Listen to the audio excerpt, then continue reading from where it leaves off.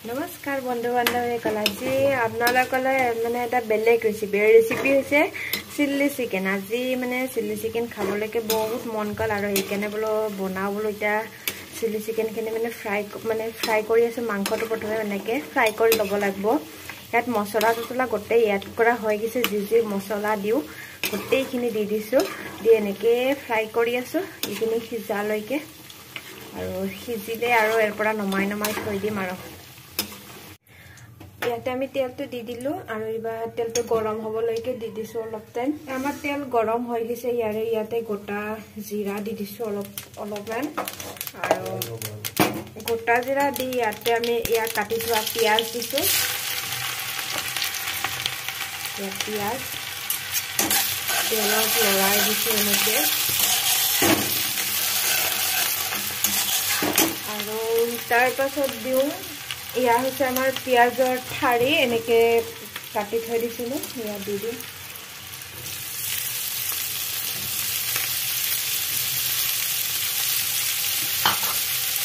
লৰাই দিছো এনেকে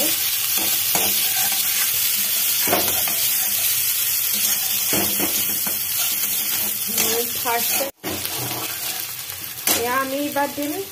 বিলাহী এনেকে পিচি লৈছিলো আৰু এই বিলাহী দি দিওঁ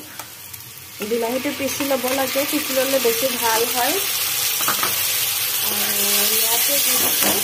ইয়া হৈছে আমাৰ পিয়াজটো এনেকে চিৰি ল'লে বহুত বেছি ভাল হয় এনেকে লৈ ল'ব আৰু ইয়াত এইটো কাটি দি লৈ ল'ব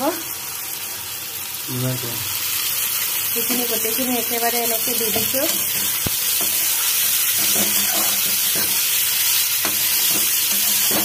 দি অলপমান লৰাই আছো এইবাৰ দিছো আমি আদা নহৰু পেষ্ট আগতে দি দিছিলো আৰু এতিয়া অলপমান দি দিওঁ আৰু এনেকে লৰাই দিছো আৰু ইয়াতে এইবাৰ দি দিম এয়া হৈছে আমাৰ ময়দা আছে চিলি সস সয়া সস এনেকে পানী দি পিনে লৰাই দিছো আৰু এইবাৰ এইখিনি দি দিম ইয়াতে এনেকে এইখিনি দি দিম এবাৰ এনেকে অলপ টাইম এনেকে লাৰি থাকিম এতিয়া আমি ঢাকনিখন গুচাই দিলো আৰু অলপমান লৰাই দিছো গ্ৰেভিখিনি কি ধুনীয়া হৈছে এবাৰ আমি যিখিনি মানে চিকেন এনেকে ফ্ৰাই কৰিছিলো এয়া এবাৰ ঢালি দি দিওঁতে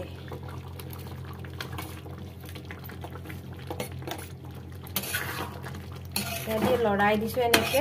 আৰু অলপ টাইম এনেকে উতলিবলৈ দি দিওঁতে ঢাকন লগাই দি দিওঁ অলপ লৰাই এটা ঢাকনিটো গুচাই দি দিলো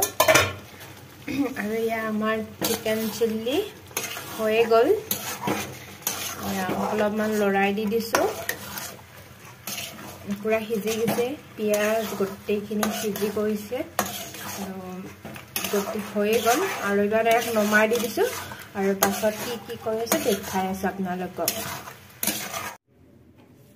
আমাৰ চিলি চিকেন ৰেডি হৈ গ'ল আৰু ইয়াত আমি ধনিয়া পাত দি দিওঁ এনেকে অলপ কৰি ধনিয়া পাতটো দিলেও দিব পাৰে নিদিলেও নাই আৰু আমি কিন্তু সোৱাদৰ কাৰণে দি দিছো আপটো নিজা কথা হয় আমাৰ ৰেডি হৈ গ'ল ইয়া ভিডিঅ'টো চাই কেনে লাগছে আপোনালোকে জনাব আৰু ভিডিঅ'টো চাই যদি ভাল লাগছে লাইক শ্বেয়াৰ আৰু চেনেলটো সাবস্ক্ৰাইব কৰি দিব